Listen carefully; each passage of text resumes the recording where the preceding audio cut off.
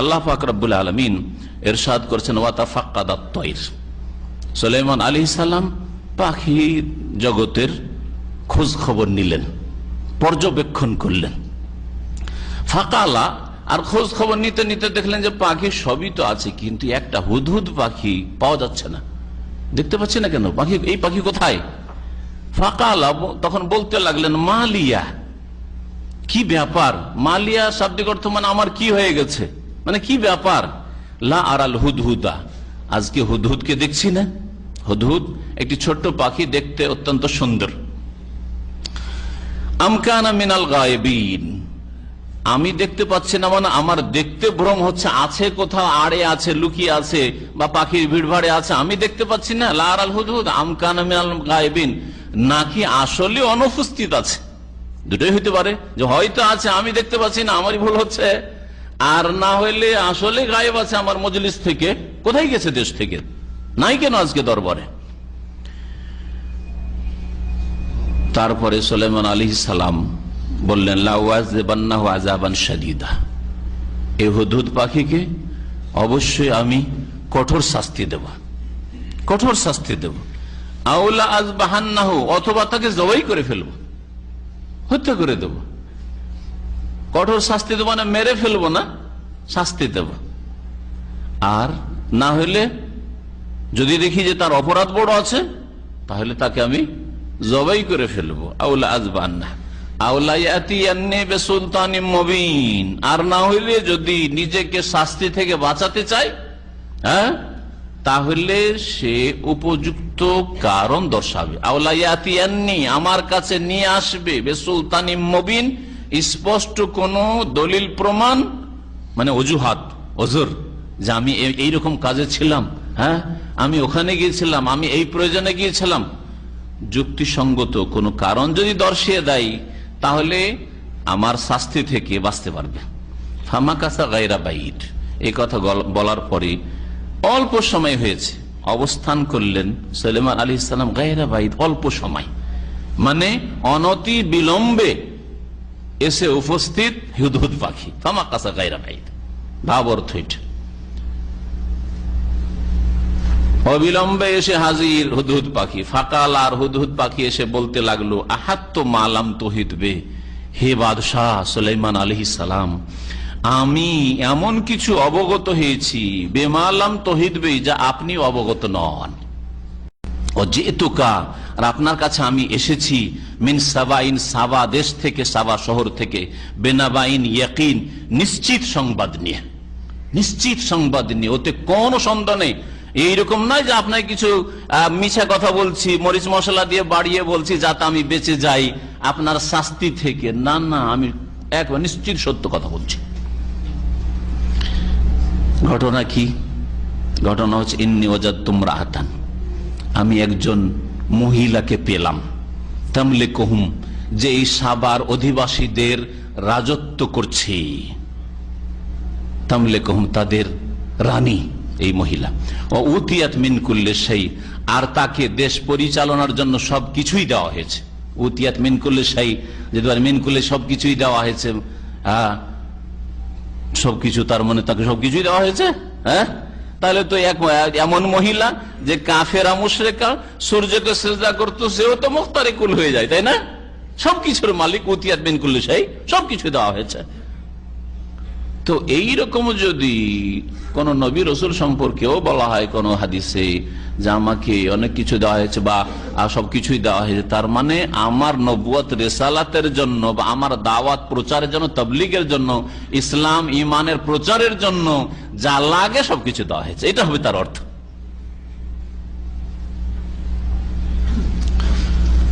ওয়া উতিয়াত মিন কুল্লি শাই ওয়ালাহা আরশুন আযীম, এবং দেখলাম যে তার এক বিরাট সিংহাসন আছে, বিরাট সিংহাসন আছে। যে সিংহাসন সম্পর্কে ইসরায়েলি রিওয়ায়াত রয়েছে, লম্বা হচ্ছে 80 হাত, আর চওড়া হচ্ছে 40 হাত, ও আর ওপরে উচ্চ হচ্ছে 30 হাত। এগুলিতে হতে পারে যে কিছু অতিরিক্ত বাড়তি কথা থাকতে পারে, সুতরাং এগুলির উপর আস্থা করার কোনো প্রয়োজন নেই, এতটাই যথেষ্ট যে বিশাল সিংহাসন ছিল এই মহিলা নারীর। মহিলা রানীর।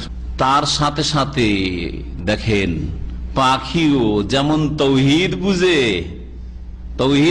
তেমন শিরক বুঝে।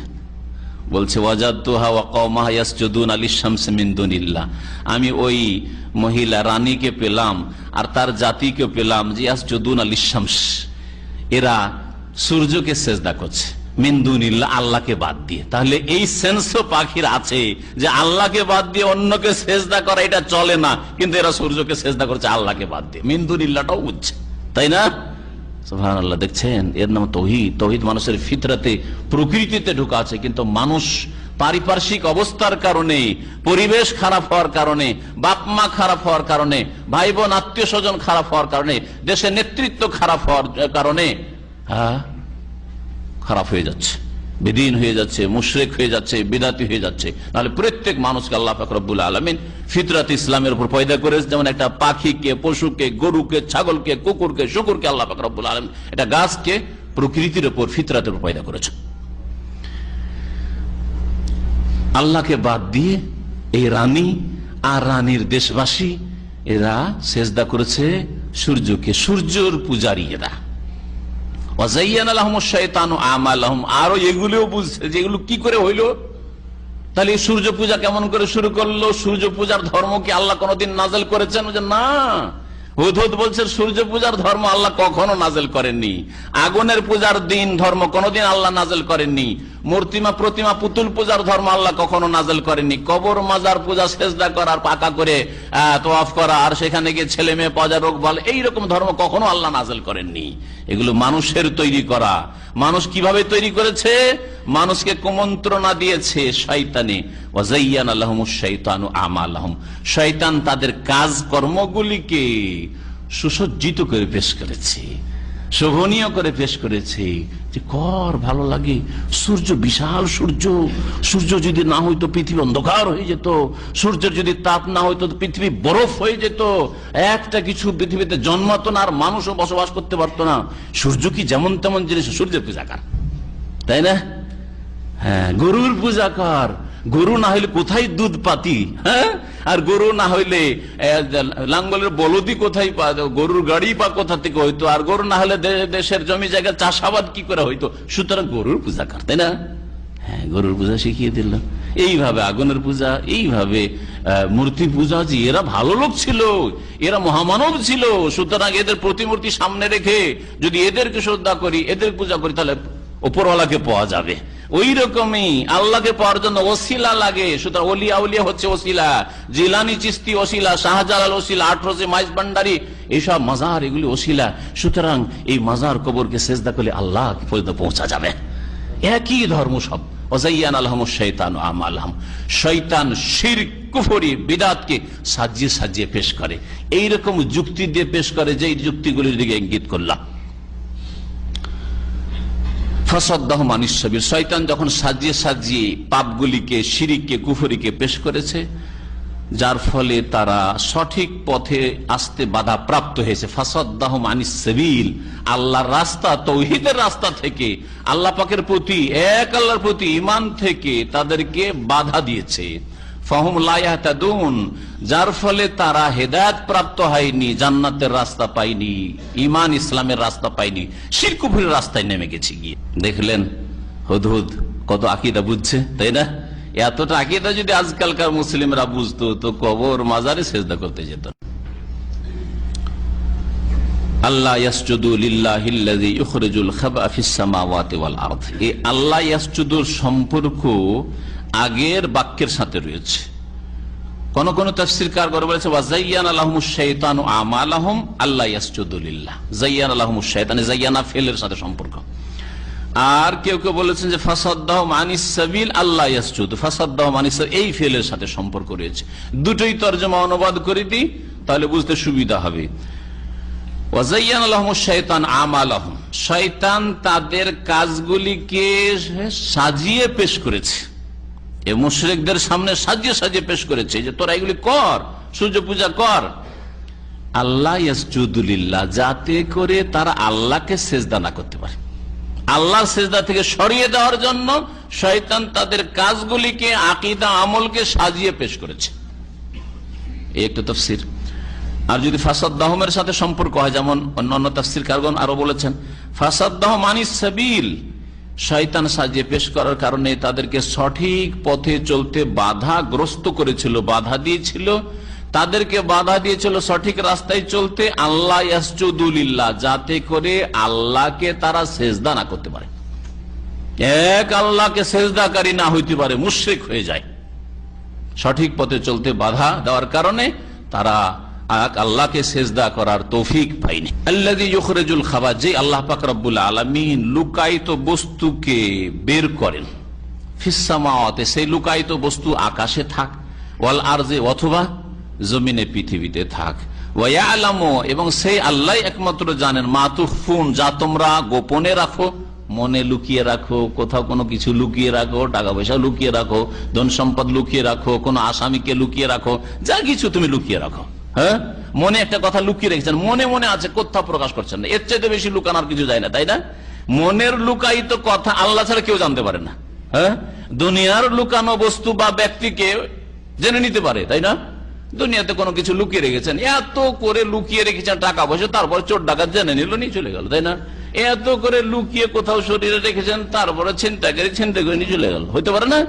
কিন্তু মনে যে কথাটা লুকানো আছে, আপনি কি উদ্দেশ্যে এখানে এসছেন, আপনি কি উদ্দেশ্যে রাতের অন্ধকারে কাউকে বাড়ির বাইরে ডাকছেন, এই কথা বাড়িওয়ালাও জানে না যাকে ডাকছেন, আর আশেপাশের লোকও যদি কেউ দেখে তাও জানছে না। হ্যাঁ, একমাত্র আল্লাহ ছাড়া, ঠিক না? তো মা তুখফুন, তোমরা যা মনে লুকিয়ে রাখো, আলিমুন বিজাতিস সুদূর, অন্তর্যামী একমাত্র আল্লাহ পাক রব্বুল আলামিন। ওয়া ইয়ালামু, আল্লাহ পাক একমাত্র জানেন, মা তুখফুন, যা তোমরা লুকিয়ে রাখো, গোপন করো, ওয়া মা তুলেনুন, আর যা প্রকাশ করো, যা প্রকাশ করো তাও আল্লাহ জানেন, আর যা গোপনে রাখো তাও আল্লাহ পাক রব্বুল আলামিন জানেন। আল্লাহ পাক সম্পর্কে এই আয়াতে বলা হলো ইখরাজুল খাবা, যিনি গোপনীয় বস্তু বা লুকায়িত বস্তুকে বের করবেন বা বের করে থাকেন। মোজারের সেগাই হাল বর্তমানও রয়েছে আর ভবিষ্যৎ রয়েছে, যিনি বের করেন আর করবেন। আকাশে যা লুকায়িত রয়েছে আর জমিনে। সুলাইমান আলাইহিস সালাম যখন হুদহুদের বক্তব্য শুনলেন, তখন সত্যতা যাচাইয়ের জন্য একটা পন্থা গ্রহণ করলেন, যে ঠিক আছে, দেখি তোমার কথা ঠিক না ভুল, আমি একজন নবী, একজন বাদশাহ, রাজা, আর এই ইয়ামানের খবর রাখে না। ইয়ামান এবং শাম দেশ, শাম ফিলিস্তিন, বৃহৎ শাম, বর্তমান সিরিয়া, জর্ডন, প্যালেস্টাইন, লেবানন, সবগুলো মিলে হচ্ছে শাম দেশ। শাম দেশের রাজত্ব ছিল সুলাইমান আলাইহিস সালামের হাতে, আর ইয়ামানের সানআ থেকে 3 দিনের দূরত্বে রয়েছে সাবা এলাকা। এই সাবা এলাকার রাজত্ব ছিল বিলকিস রানীর হাতে, যে রানীর ঘটনা চলছে। এই দুই জায়গার মাঝে বা দুই দেশের মাঝে, শাম দেশ থেকে নিয়ে ইয়ামানের দূরত্ব হচ্ছে 1,500 মাইল। 1,500 মাইল, তাহলে 1,500 মাইল আসতে আর 1,500 মাইল যেতে, 3,000 মাইল। এই 3,000 মাইলের দূরত্ব মনে রাখেন, যে বিলকিসের যখন সিংহাসন আসছে, হ্যাঁ, নিতে যাচ্ছে, হ্যাঁ, যে সে কত দ্রুত আর আসছে কত দ্রুত, বা যদি নিতে নাও যায় আর চলে আসে তার আল্লাহ পাক রব্বুল আলামিনের দেওয়া কুদরতে, তাহলে কত দ্রুত, তাহলে চোখের পলকে এসে হাজির হয়ে যাচ্ছে। এই বিষয়টা চিন্তা করে, একমাত্র আল্লাহ পাক রব্বুল আলামিনের কুদরত ছাড়া, ক্ষমতা ছাড়া এটা হতে পারে না। তারপরে এই পাখি চিন্তা করেন যে শাম দেশ থেকে 1,500 মাইল দূরে উড়তে উড়তে চলে এসছে, তাহলে পাখি উড়ে এক দেশ থেকে আর এক দেশে চলে যায়, হ্যাঁ, দূর দূরান্ত চলে যেতে পারে। হ্যাঁ, তাদের পাসপোর্টও লাগে না, ভিসাও লাগে না, আলহামদুলিল্লাহ। এদিক থেকে তো আমাদের চেয়ে ভালো তারা, তাই না? আর আমাদের জন্য তো পৃথিবী যেমন জেলখানার মতো। একটা মানুষ যদি পিপিলিকার সমান হয়, তো বিনা পাসপোর্টে বিনা ভিসাতে অন্য কোনো দেশে ঢুকতে পারবে না। বর্ডারে যদি স্থল দিয়ে যায় তো ধরা খাবে। আজ এয়ারপোর্ট দিয়ে নামে তো একটা সুচ পর্যন্ত পার করলো, সেখানে চেক হয়ে যাবে, তাই না? সুতরাং যাবে কি করে, ঠিক না? তো মানুষের জন্য এসব আইন কানুন, আলহামদুলিল্লাহ যে আল্লাহ পাকের অন্যান্য সৃষ্টি মাখলুকাত, পশু পাখির জন্য এসব আইন কানুন করতে পারেনি মানুষ। সুলাইমান আলাইহিস সালাম পরীক্ষা করতে চাইলেন যে আসলে হুদহুদ কি কাল্পনিক ঘটনায় আমাকে বলে বুঝাচ্ছে, নাকি ঘটনা কিছু সত্যতা আছে। কালা সানানজুর আসাদাক তাম কুনতা মিনাল কাযিবিন। সুলাইমান আলাইহিস সালাম বললেন যে আমি আচ্ছা দেখি, সানানজুর, আমি শীঘ্রই দেখবো তোমাকে, আসাদাক, তুমি সত্য কথা বলেছো, আম কুনতা মিনাল কাযিবিন, নাকি তুমি মিথ্যাবাদীদের অন্তর্ভুক্ত, তুমি মিথ্যা কথা বলছো। ইযহাব বিকিতাবি হাযা, যাও আমার একটা চিঠি লিখে দিলাম, এই চিঠিটা নিয়ে যাও। তুমি যখন একবার ফিরে এসছো দেখাই আছে, আর সামদেশ থেকে চিঠি নিয়ে যাও ইয়ামানে সাবায়, আর চিঠিটা নিয়ে যদি আসো ওই রানীকে। চিঠি ছিল কিসের? ইসলামের দাওয়াতের, ইসলামের দাওয়াতের। সুতরাং মুসলিম শাসকের জন্য এটাও একটা ফরজ কাজ। এই শিক্ষা আমরা এই কোরআনে কারীমের আয়াত থেকে পেলাম যে মুসলিম শাসক তার কথা, কাজে, আমলে, আখলাক, চরিত্রে এবং তার লিখনি দিয়েও অমুসলিমদেরকে বা যারা গুমরাহ হয়ে রয়েছে ইসলামের নামে শিরক বিদআতে লিপ্ত, তাদেরকে ইসলামের দাওয়াত দিবে, ইসলামের দিকে আহ্বান করবে। যেমন নবী করিম সাল্লাল্লাহু আলাইহি ওয়াসাল্লাম, এটা সুলাইমান আলাইহিস সালামের সুন্নাত আর মুহাম্মদ রাসূলুল্লাহ সাল্লাল্লাহু আলাইহি ওয়াসাল্লামের সুন্নাত। মুহাম্মদ রাসূলুল্লাহ সাল্লাল্লাহু আলাইহি ওয়াসাল্লাম হুদাইবিয়ার সন্ধির পরেই শুরু করলেন, তারপরে চিঠি দেওয়া, রাজা বাদশাদেরকে চিঠি দেওয়া শুরু করলেন। নবী সাল্লাল্লাহু আলাইহি ওয়াসাল্লাম সমস্ত সেই যুগের রাজাদেরকে, ছোট আর বড় সমস্ত শাসককে চিঠি পাঠিয়ে ইসলামের দাওয়াত দিয়ে। সেই যুগের দুটো সবচেয়ে বড় শক্তি, দুটো সবচেয়ে বড়, আজকালকার যুগের সবচেয়ে দুটো বড় শক্তি নেন, তার চেয়ে তো শক্তিশালী কেমন কম ছিল না। একটা হচ্ছে রোমান শক্তি পুরো ইউরোপ, তাতে আর একটা হচ্ছে পারস্য শক্তি, যাতে ইরাক, ইরান আর এসব বিস্তরের আজারবাইজান, উজবেকিস্তান দূর দূর পর্যন্ত সে তখনকার ইরান। এই ইরানি শক্তি হচ্ছে পারস্য শক্তি, কিসরা আর কাইসার রোমের শাসক। এই দুটো শক্তি সবচেয়ে বড় শক্তি ছিল। এছাড়াও ছোট ছোট রাজা আর তারপরে এমনি এলাকার গোত্রীয় শাসক, সকলের কাছে নবী করিম সাল্লাল্লাহু আলাইহি সাল্লাম চিঠি পাঠিয়েছিলেন। চিঠি করেন সুলাইমান আলাইহিস সালাম চিঠি পাঠালেন, ইযহাব বিকিতাবি হাযা, যাও আমার এই চিঠি নিয়ে যাও হুদহুদ, ফাআলকিহ ইলাইহিম, আর ওই চিঠিটি নিয়ে গিয়ে ওদেরকে অর্পণ করো, মানে ওই রানী কাছে নিয়ে গিয়ে ফেলে দাও। আলকায়ুলকে মানে ফেলে দেওয়া, ফেলে দাও, চিঠিটা নিয়ে গিয়ে ফেলে দাও।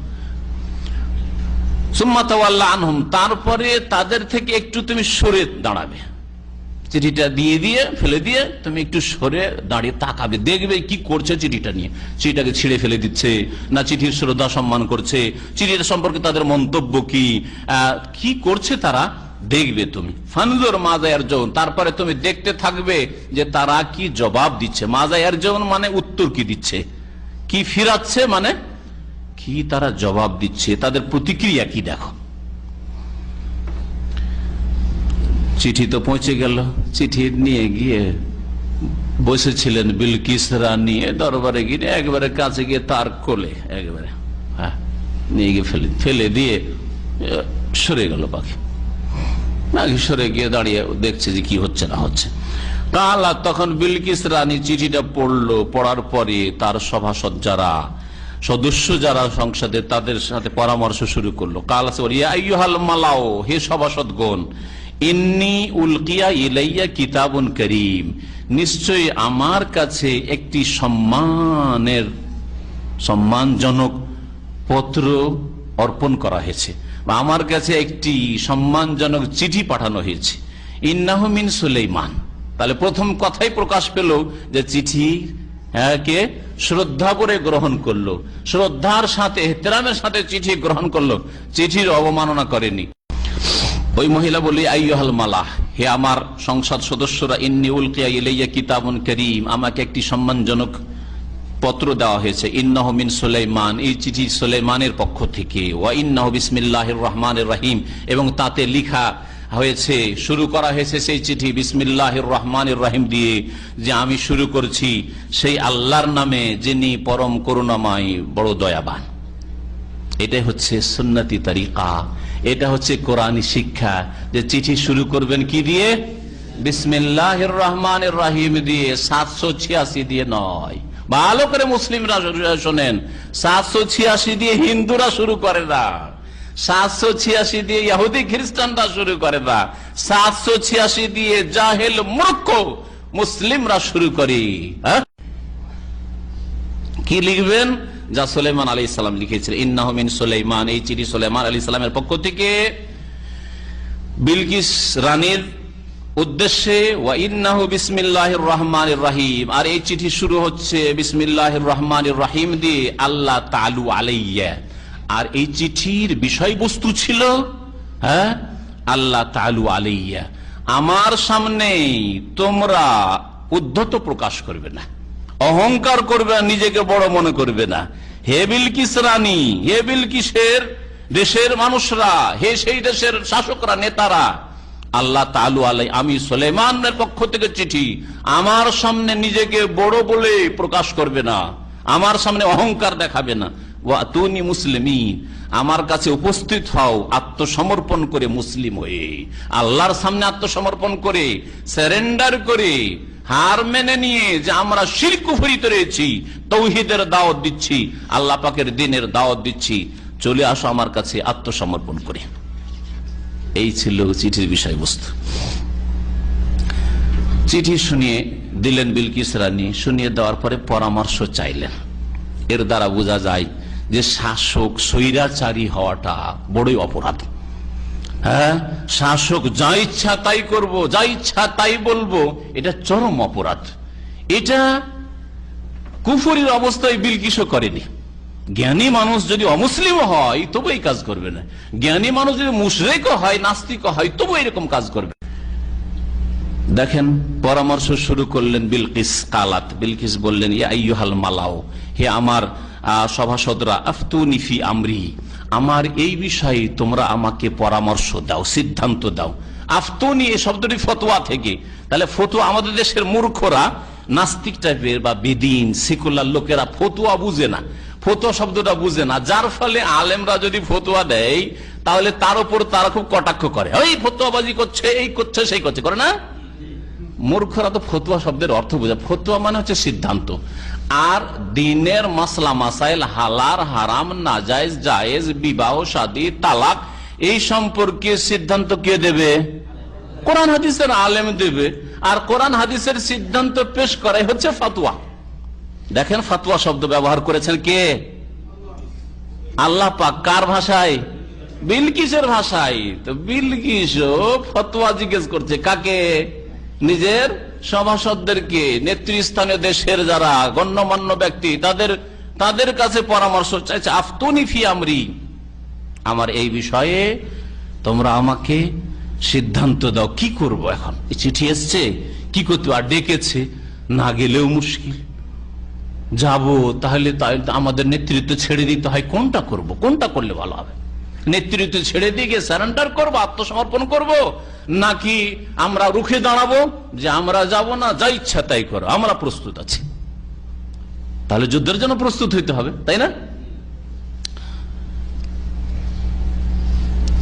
মা কুনতু কাতিয়াতান আমরান হাত্তা তাশহাদুন, বিলকিস বললেন তার সভাসদদেরকে যে আমি কোনো ক্ষেত্রে চূড়ান্ত সিদ্ধান্ত নিই না। কাতিয়াতান আমরান মানে কোন কাজে চূড়ান্ত, কাতা একটা মানে একবারে অকাট্য করে দেওয়া।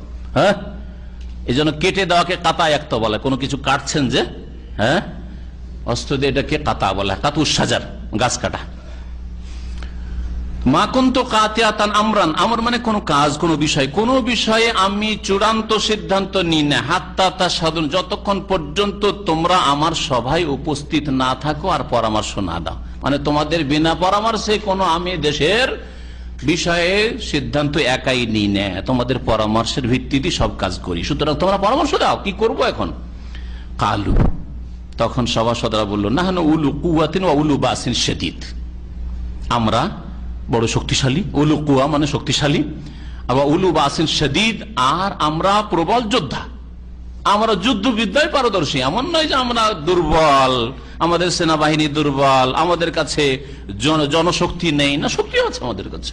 উলু বাস, বাস মানে হচ্ছে যুদ্ধ, আর শাদীদ মানে প্রবল, প্রবল আমরা যোদ্ধা।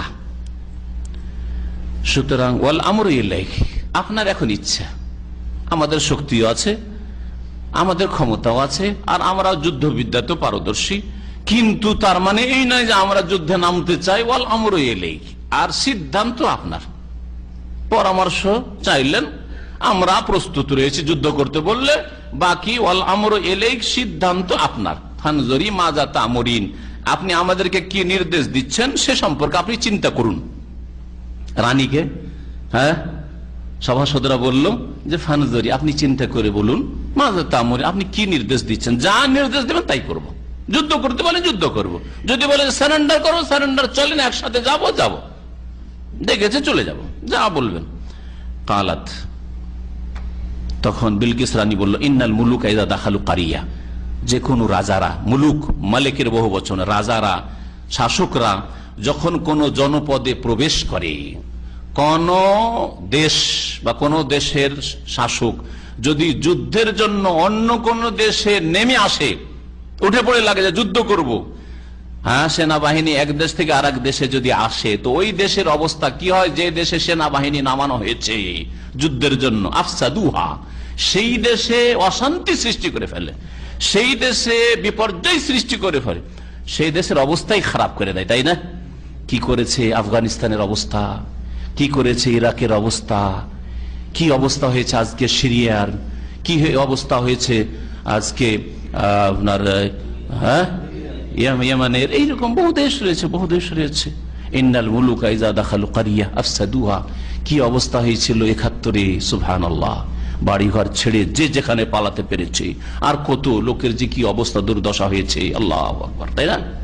ইন্নাল মুলুকা, কোরআনের কথা এটা, ইযা দাখালু কারিয়া, শাসকরা, বাদশারা, রাজারা যদি কোন জনপদে কোন দেশে ঢুকে পড়ে, আফসাদুহা, তাহলে সেখানকার অবস্থাই খারাপ করে ছাড়ে, বিপর্যয় নেমে আসে সেখানে। ওয়াজআলু আইজ্জাতা আহলিহা আযিল্লাহ, এবং সেখানকার বড় বড় সম্মানিত ব্যক্তিদেরকে অপমানিত করে ছাড়ে। বড় বড় ডাক্তার, ইঞ্জিনিয়ার, প্রফেসর, রাষ্ট্রপতি, প্রধানমন্ত্রী, সবগুলিকে লাঞ্ছিত অপদস্থ করে ছাড়ে না? আসামি হয়ে বেঁধে নিয়ে চলে গেল রাষ্ট্রপতিকে, প্রধানমন্ত্রীকে, অমককে, তমক, তাকে হয় না? কোরআন এই কথা বলছে। কে বলছে এই কথাটা? কার ভাষায়? বিলকিস বলছে, দেখো যুদ্ধ করাটা তো বড় কথা নেই, যুদ্ধ করব, কিন্তু সুলাইমান তো আসবে সেনাবাহিনী, আর যদি আমাদের দেশে ঢুকে পড়ে তো দেশের অবস্থা ভালো থাকবে? অবস্থা খারাপ হয়ে যাবে, বিপর্যয় নেমে আসবে। আর এখানকার বড় বড় সম্মানিত, তোমরা সম্মানিত মানুষ, সম্মানিত চেহারা, আমি একজন সম্মানিত ভদ্র মহিলা, আমাদের অবস্থা খারাপ করে দেবে। ওয়াজআলু আইজ্জাতা আহলিহা ওয়া কাযালিকা ইয়াফআলুন, আর এরকম এরাও করবে, হবেই। যুদ্ধ শুরু হলে তখন আর বাঁচা যায় না, তখন এরকম অবস্থা হবেই। ওয়া কাযালিকা ইয়াফআলুন। তবে আমি একটা প্রস্তাব পেশ করছি যে এটা আমি করতে চাই, আমার এটা সিদ্ধান্ত, তোমাদের মতামত। ওয়াইন্নী মুরসিলাতুন ইলাইহিম বিহাদিয়া, আমি সুলাইমান এবং সুলাইমানের দেশের লোকদের উদ্দেশ্যে উপঢৌকন পাঠাবো, হাদিয়া, গিফট, কিছু উপঢৌকন পাঠিয়ে দিই, আর এর মাধ্যমে তাদেরকে পরীক্ষা করব। তারা যদি আমাদের নেতৃত্বের লোভী হয়, দুনিয়ার লোভী হয়, গদির লোভী হয়, পয়সার লোভী, পেট পূজারি হয়, তাহলে আমাদের উপঢৌকন গ্রহণ করে, দামি দামি হাদিয়া, গিফট গ্রহণ করে নেবে, বুঝে নেব, তখন যুদ্ধ করব প্রয়োজনে। আর যদি দেখা যায় যে আমাদের উপঢৌকন এত মূল্যবান, কিছু পাঠাইলাম, গ্রহণ করলো না, রিজেক্ট করে দিল, ফেরত করে দিল, তাহলে জানতে হবে এরা পেটুক নয়, এরা দুনিয়াদার নয়, এরা গদির লোভী নয়, বরং তারা আল্লাহর পক্ষ থেকে বেরিয়েছে আর ৭০ দিনের দাওয়াত দিচ্ছে, আমরাই ভুল পথে আছি, তাহলে আমরা তখন সারেন্ডার করে নেব, তখন চলে যাব আমরা। কত সুন্দর কথা। ওয়াইন্নী মুরসিলাতুন ইলাইহিম বিহাদিয়া, আমি তাদের উদ্দেশ্যে উপঢৌকন পাঠাবো, ফানাজিরাতুন বিমা ইয়ারজিউল মুরসালুন, আর এই দূতেরা কি নিয়ে ফিরে আসছে তা আমি দেখব। দূতেরা কি সংবাদ নিয়ে আসছে, উপঢৌকন গ্রহণ করলো না, দেখবো এটা। ফালাম্মা জা সুলাইমান, যখন সুলাইমান আলাইহিস সালামের কাছে আসলো উপঢৌকন নিয়ে, কালা, তখন তিনি বলেন, আতুমিদ্দুনানি বিমাল, তোমরা কি ধন সম্পদ দিয়ে আমার সাহায্য সহযোগিতা করবে? আমার কাছে ধন টাকা পয়সা নেই। ফামা আতানি আল্লাহু খায়রুম মিম্মা আতাকুম, আল্লাহ পাক তোমাদেরকে যা দিয়েছেন তার চাইতে অনেক ভালো আমাকে দিয়েছেন, তোমাদের এই সব ধন সম্পদ কি চাই? মণিমুক্তার তোমরা গিফট উপঢৌকন নিয়ে এসছো, ওইসব কিছু চাই না, ওর চাইতে ভালো আমার কাছে রয়েছে। বাল আনতুম বিহাদিয়াতিকুম তাফরাহুন, বরং তোমরা তোমাদের উপঢৌকন নিয়ে খুশি হও, তোমাদের উপঢৌকন তোমাদের কাছে ফিরে যাক, তোমরাই তা ভোগ করো, যাও, দরকার নেই। ইরজি ইলাইহিম, ফিরে যাও ওদের কাছে, যাও সাবাই ফিরে যাও, তোমাদের রানীকে দিয়ে দাও। ফালানাতিয়ান্নাহুম বিজুনুদিন লা কিবালা লাহুম বিহা, এমন এক বিশাল সেনাবাহিনী নিয়ে তাদের কাছে আমি পৌঁছিব নিশ্চিত, যে যার মোকাবেলা করার তাদের কোনো ক্ষমতা নেই। লা কিবালা লাহুম বিহা ওয়ালা নুখরিজান্নাহুম মিনহা আযিল্লাতান, এবং সেই দেশ থেকে, সাবা থেকে তাদেরকে অপমানিত, অপদস্থ করে আমি বের করে দেব। ওয়া হুম সাগিরুন, আর নিশ্চিত তারা কি হবে, অপদস্থ হবে, লাঞ্ছিত হবে, লাঞ্ছিত হইতেই হবে, ছোট হইতে হবে তাদেরকে। সাগিরুন, সাগির মানে ছোট হওয়া, ছোট হইতে হবে, হার মানতে হবে, আমার সামনে দাঁড়াতে পারবে না। তারপরে সুলাইমান আলাইহিস সালাম বলছেন কালা ইয়া আইয়ুহাল মালাউ, এখন তার সিংহাসন উঠিয়ে নিয়ে আসতে হবে ওখান থেকে। আর সিংহাসন নিয়ে আসার পরে যদি সে আসে তো আসছে, আর না আসলে তখন যুদ্ধের জন্য যাব। কালা ইয়া আইয়ুহাল মালাউ, হে সভাসদরা, আইয়ুকুম ইয়াতিনি বিআরশিহা, সুলাইমান আলাইহিস সালাম নিজের সাথী সঙ্গীদেরকে বললেন, তোমাদের মধ্যে কে তার সিংহাসনটি নিয়ে আসতে পারবে, কাবলা ইয়াতুনি মুসলিমিন, আমার কাছে তার আত্মসমর্পণ করে বা তাদের আত্মসমর্পণ করে আসার পূর্বে, ওরা আসবে, আসার আগেই যেন এখানে বিলকিসের সিংহাসন হাজির হয়ে যায়, আর এখানে এসে যেন সিংহাসন দেখতে পায়। কে দ্রুত এনে দিতে পারবে বলো তো দেখি। কালা ইফরিতু মিনাল জিন, যেহেতু সুলাইমান আলাইহিস সালামের রাজত্ব জিন জগতের উপরও ছিল, এক শক্তিশালী জিন। কালা ইফরিত, ইফরিত বলা হয় বড় শক্তিধর জিনকে। এটাকে অনেকে তর্জমা করেছে দেউ দিয়ে, দেউ, কিন্তু দেউ শব্দটি যেহেতু হিন্দুয়ানি শব্দ, এই জন্য আমরা ওই অনুবাদ করছি না। কালা ইফরিতু মিনাল জিন, জিনদের মধ্যে থেকে এক শক্তিধর জিন বলল, আনা আতিকা বিহি, আমি ওই সিংহাসন ইয়ামান দেশ ১৫০০ মাইল দূর থেকে এনে দেব, কাবলা আন তাকুমা মিন মাকামিক, আপনি আপনার সভা থেকে উঠার পূর্বে। সুলাইমান আলাইহিস সালাম সকালবেলা সভায় বসতেন, আর শাসকরা সাধারণত এরকমই করে, সকালবেলা ৭টা-৮টায় হয়তো সকালে বসলো সবাই, আর জোহরে খাবার দাবার বিশ্রামের জন্য দুপুর ১২টা-১টার মধ্যে উঠে যায়, তাই না? যেমন এখানে ২টোর মধ্যে ডিউটি শেষ, ৮টায় যদি ডিউটি শুরু হয় তাহলে ২টোর মধ্যে ডিউটি শেষ ৭টা-৮টা থেকে, তাই না? তো এই যে আপনি সকালে বসেন আপনার এই সিংহাসনে, আর আপনি যে উঠেন দুপুর বেলা ইবাদত বন্দেগীর জন্য, বিশ্রামের জন্য, খাওয়া দাওয়ার জন্য, এর মধ্যে এক বেলাতে অর্থাৎ অর্ধ দিনের মধ্যে আমি এনে দিতে পারবো। ১৫০০ মাইল দূর থেকে মাত্র ৫-৬ ঘন্টার মধ্যে এনে দিতে পারবে। এ কথা কে বললো? এক শক্তিধর জিন বলল। ওয়াইন্নী আলাইহি লাকাওয়িয়ুন আমিন, আর আমি এটা নিয়ে আসার ক্ষেত্রে বড়ই শক্তিশালী আর আমিন, বিশ্বস্ত, আমি কোনো খেয়ানত করব না। এমন নয় যে কোনো মণিমক্তা ছুটিয়ে নেবো, যেমন করে আজকালকার সেনাবাহিনীরা, কি করে লুটপাট করে প্রথম আগে ঘরে ভরে, ঘরে ভরে টরে তারপরে কিছু নিয়ে গিয়ে পেশ করলা শো করার জন্য। এইরকমই কোন কেসে যদি আজকাল টাকা পয়সার কেস অথবা সোনা দানা নিয়ে কেউ হয়তো 25-50 ভরি বা 10 কিলো 5 কিলো সোনা নিয়ে ধরা পড়েছে, 2-4-5 কিলো আউট করে দিল আগে। কথা বুঝতে পারছেন না? আউট করে দেওয়ার পরে বাকি সরকারের কাছে 2-1 কিলো বেশ করে দিল, এই তো 2 কিলো 3 কিলো নিয়ে ধরেছি, আসলে ধরেছে 10 কিলো নিয়ে। 2-4-5 কোটি 10 কোটি নিয়ে ধরেছে, 5 কোটি গায়েব করে দিল, আর 5 কোটি নিয়ে গিয়ে সরকারের কাছে পেশ করলো। এই খেয়ানত করে সাধারণত, তাই না? এটাও জিন জানতো যে মানুষের স্বভাব হচ্ছে খেয়ানত করা, আত্মসাৎ করা। তাই এই জিন বলছে যে ওয়াইন্নী আলাইহি লাকাওয়িয়ুন আমিন, আমি শক্তিশালীও আর আমানতদারও বটে, আমি বিশ্বস্ত, আমি একটু খেয়ানত করব না, যেইভাবে আছে ওই সিংহাসন নিয়ে হাজির করে দেব। কাল আল্লাযী ইনদাহু ইলমু মিনাল কিতাব, যার কাছে কিতাবের জ্ঞান ছিল সে বলল। কার কাছে কিতাবের জ্ঞান ছিল? বড়ই মুশকিল। কে বলেন দেখি? সুলাইমান আলাইহিস সালাম একটা উক্তি, আর কেউ? জিবরাইল আলাইহিস সালাম 2 নম্বর উক্তি, আর একটা প্রজাদের মধ্যে একজন। সুলাইমান আলাইহিস সালামের কাতেব আসিফ বিন বারখিয়া, ঠিক না? এইটা ইসরায়েলি রেওয়ায়েত, ইহুদি খ্রিস্টানদের কিতাবের বাইবেলের বর্ণনা, আর ওইটাকে অনেক তাফসীরকাররা ঢাল আহারে তাফসীরে লিখে দিয়েছে, যার ফলে এটা দিয়ে অনেকেই বিভ্রান্ত হয়েছে। আর বিশেষ করে পীরপন্থীরা তখন বলতে লাগলো যে নবীর চাইতে ওলিরা বেশি শক্তি রাখে। কি বলছিলাম? যে যার কাছে কিতাবের জ্ঞান রয়েছে এই ক্ষেত্রে সবচাইতে বেশি সহি হচ্ছে যে তিনি সুলাইমান আলাইহিস সালাম, যার কাছে তার বাপের কাছে নাজিল হওয়া কিতাব জবুরের জ্ঞান ছিল। কিতাব আল কিতাব, আল্লাহ পাকের কিতাব, তখনকার কিতাব ছিল জবুর, জবুরের জ্ঞান ছিল।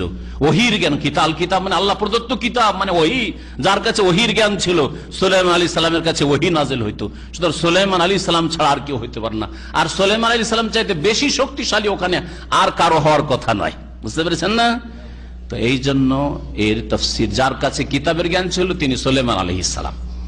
সুলাইমান আলাইহিস সালাম বললেন আনা আতিকা বিহি, হে জিন, তুমি বললে যে একবেলা লাগিয়ে দিবে 6 ঘন্টা, তোমার কাছে নিয়ে এসে আমি উপস্থিত করে দিচ্ছি।